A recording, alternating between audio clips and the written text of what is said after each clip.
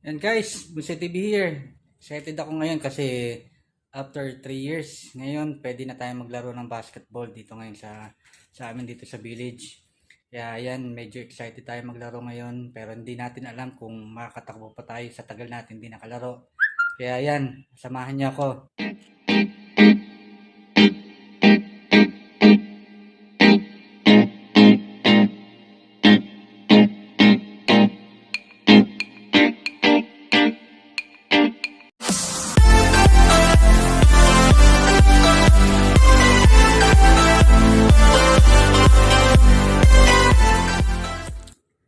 Yan guys, papunta ako ngayon sa court namin dito sa may Pasig.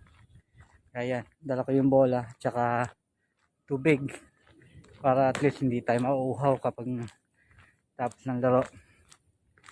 Dito lang tayo dala sa may park. Yan, medyo madilim lang. Actually, dalawa yung basketball court dito.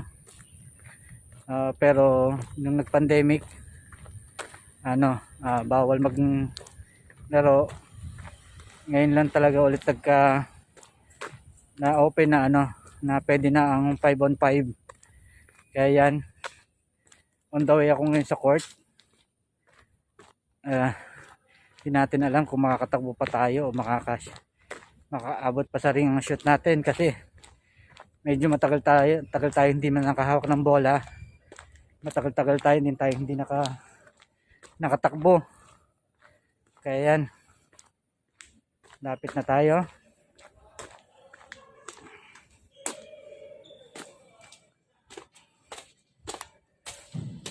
Yan guys, ito yung sa left side ko.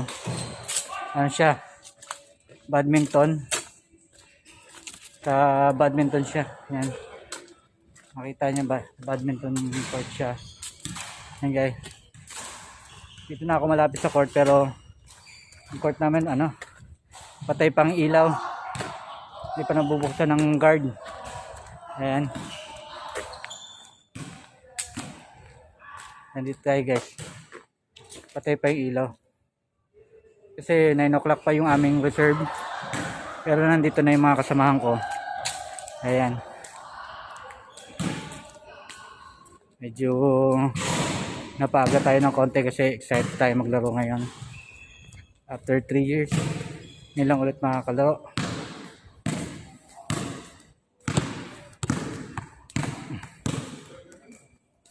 Yan.